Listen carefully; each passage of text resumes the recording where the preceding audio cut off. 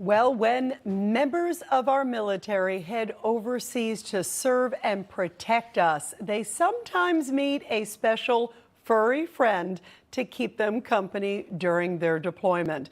Getting a cat or a dog from abroad into the United States isn't always an easy task, but one organization is stepping up to help active duty servicemen and women bring their four-legged friends to their forever homes. I love these pictures. And joining me now is the co-founder of Paws of War, Robert Misseri. Robert, this is really beautiful. Tell us about this great organization and what inspired you to help our troops in such a beautiful way. Thank you, Rita. So it is nothing worse than hearing from a service member that they served years ago, 6, 7 years ago, and they fell in love with an animal, they rescued that animal, and vice versa, and then they had no resources to bring that animal back. Policy does not allow them to play any role in that. So if they cannot depend on an organization like ours, they have to leave those animals behind. And it weighs very, very heavy on their heart. They think about those animals all the time. So now when an active member reaches out to us, we act immediately. And we do everything anywhere in the world, wherever they're stationed, to get those animals safely back to them. And normally they come before them so that the service member is still serving, but then we reunite them when they come back to America. And you know, I understand that you're trying to save sort of a specific case. This is a couple of cats, Nani and Noonie, from overseas to reunite them with their owner, Air Force Staff Sergeant Rivera, who's now living in Texas, who bonded with them during his deployment. Tell us about their story and what the process is to get these great animal homes back to the United States, to get them over there and to be reunited. So the sergeant noticed a cat sitting by his front door one day, very hungry, dehydrated, emaciated. And then she sat there every day waiting for him to come out.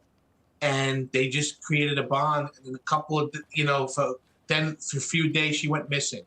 Apparently, she gave birth to this little baby, Noonie, and she had her in her mouth. And as soon as he opened up his door, she came right in.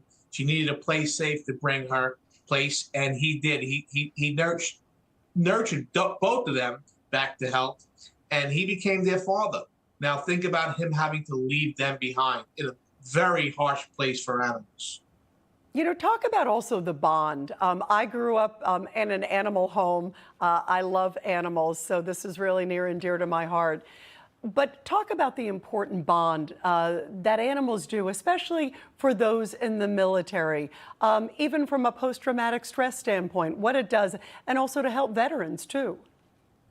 It plays a significant impact, whether you have PTSD or not.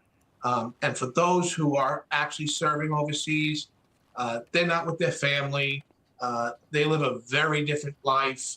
And when an animal comes into that person's life, the bond is very, very unique. So separating and the guilt of having to leave that partnership that you created while you were on deployment and never to know whatever happened to that animal. Oftentimes they go back to starvation. They're abused by individuals. It's horrible. So the bond is tremendous, and we need to get these animals here. We have so many cases, Rita. The biggest problem we have right now is the funding for these cases. We don't charge our service members a single penny. It's all based on donations. That's our biggest struggle right now. Well, for folks listening, how can they help? How can they find out more? Please visit us at pawsofwar.org to learn more about what we can do for all these service members and how you can help. Bravo to everything you're doing. What a great, fantastic mission. Robert, thank you very much. Pawsofwar.org. You heard it, everybody. Thank you, Robert.